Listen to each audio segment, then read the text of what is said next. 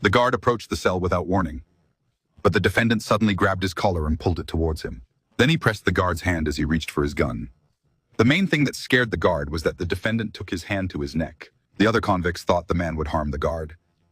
At that moment, the light bulb in the cell began to shine abnormally.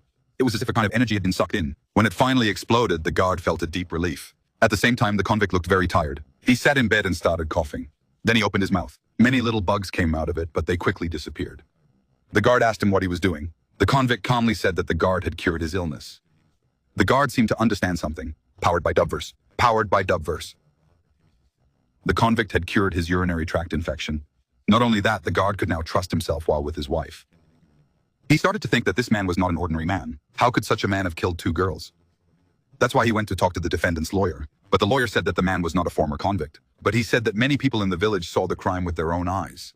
He gave an example. Once upon a time, there was a very sad dog. But one day, the dog went crazy and smashed his son's face. Maybe the convict was like that. Suddenly, he felt bad. But the pain of the victims would last forever. Still, the guard had a suspicion. He had met many bad guys before. One day, the new guard was caught by the convict and kissed on his face. The convict whispered disturbing words to his ear.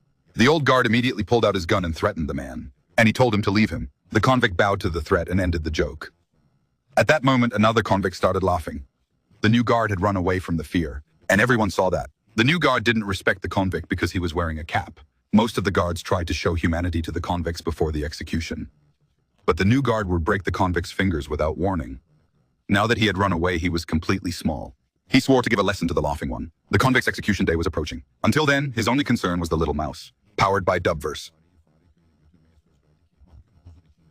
But at that moment, the mouse ran away. The new guard crushed the mouse with his boot, powered by Dubverse. But the new guard walked away as if nothing had happened.